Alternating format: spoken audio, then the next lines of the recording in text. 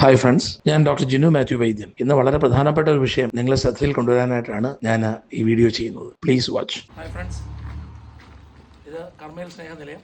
Already നിങ്ങൾക്കറിയാം, ബഹുമാനപ്പെട്ട അനജും കൊശിജനച്ചൻ, Shrimati Geetha Venugopal sir, നമ്മുടെ ഇവിടുത്തെ ഇത്രയും ആൾക്കാരെ നമുക്ക് കാണുന്നുണ്ടല്ലോ. ഇവിടെ ശരിക്കും പറഞ്ഞാൽ നമുക്കിപ്പോഴത്തെ ഒരു മെയിനുള്ള ആവശ്യം എന്ന് പറയുന്നത്, ഇതിൽ ഇവിടുത്തെ നമ്മുടെ സഹോദരങ്ങൾ പലരും, കൂടുതൽ ആൾക്കാരും രോഗാവസ്ഥയിലുള്ളവരാണ്.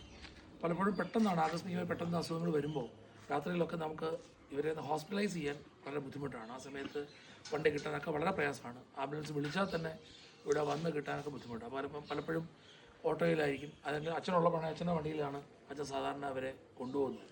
എന്തെങ്കിലും കാരണവശാൽ അച്ഛൻ ഇവിടെ സ്ഥലത്തില്ല എന്നുണ്ടെങ്കിൽ നമുക്കൊരു ഓട്ടോയിലൊക്കെ കൊണ്ടുപോകാമെന്ന് പറയുന്നത് വളരെ ബുദ്ധിമുട്ടുള്ള കാര്യമാണ്. ഇപ്പോഴത്തെ ഒരു അത്യാവശ്യം എന്ന് പറയുന്നത് ഒരു ചെറിയൊരു ആംബുലൻസാണ്.